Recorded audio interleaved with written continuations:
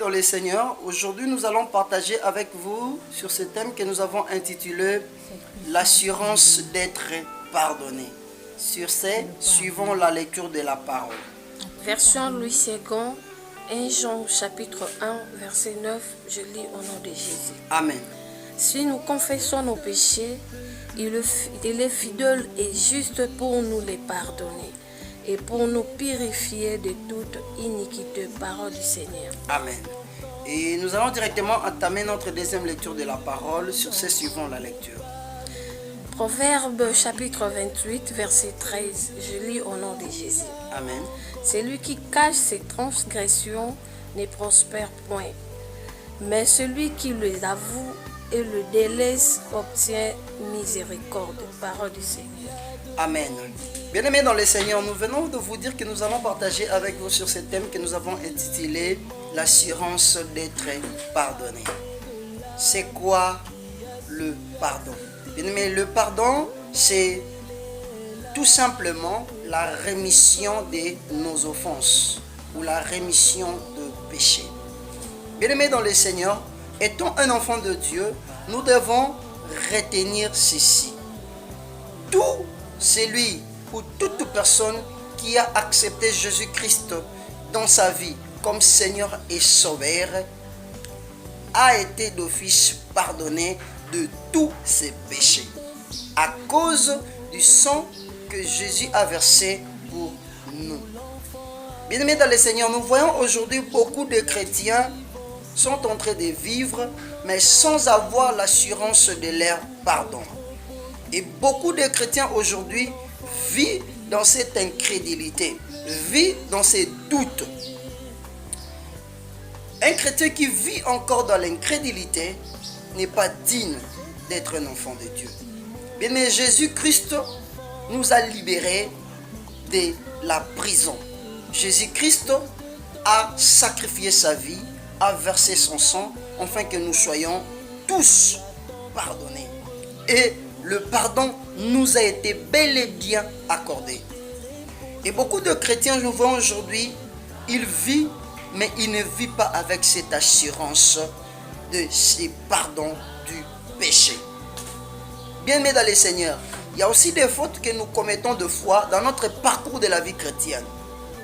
La Bible nous dit que celui qui confesse ses transgressions ou celui qui confesse ses péchés, bien-aimé, lorsqu'il confesse ses péchés en Dieu, il est d'office pardonné. Pourquoi ne crois-tu pas à cela? Pourquoi ne crois-tu pas que Dieu te pardonne ou Dieu a pardonné tes péchés? La Bible nous dit dans Proverbe, c'est lui qui avoue. Mais lorsque tu avoues tes péchés et tu te décides de te séparer ou de laisser ces péchés, mais tu es d'office, tu obtiens d'office la miséricorde de Dieu. Pourquoi tu ne crois pas à ces pardons? Pourquoi tu ne crois pas que Dieu t'a pardonné? Ou pourquoi tu ne crois pas que Dieu te pardonne? Mais étant un enfant de Dieu, tu dois avoir cette assurance pour ne pas être manipulé par l'ennemi, pour ne pas être distrait par des pensées inutiles. Bien-aimé dans le Seigneur, aie cette assurance que Dieu t'a pardonné. Peut-être tu as avorté, oui, c'est vrai, l'avortement n'est pas bien devant Dieu. Peut-être tu as volé, peut-être tu as commis beaucoup de crimes, peut-être tu as fait des choses qui ne sont pas dignes étant enfant de Dieu. Mais le Seigneur vient de te dire aujourd'hui qu'il t'a déjà pardonné.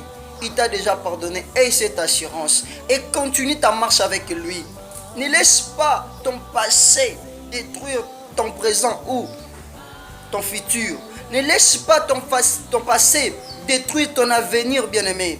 Pourquoi tu es en train de vivre comme si tu es encore... Oui, bien-aimé, aie cette assurance que Dieu t'a pardonné. Aie cette assurance que Dieu te pardonne à chaque fois que tu commets des erreurs.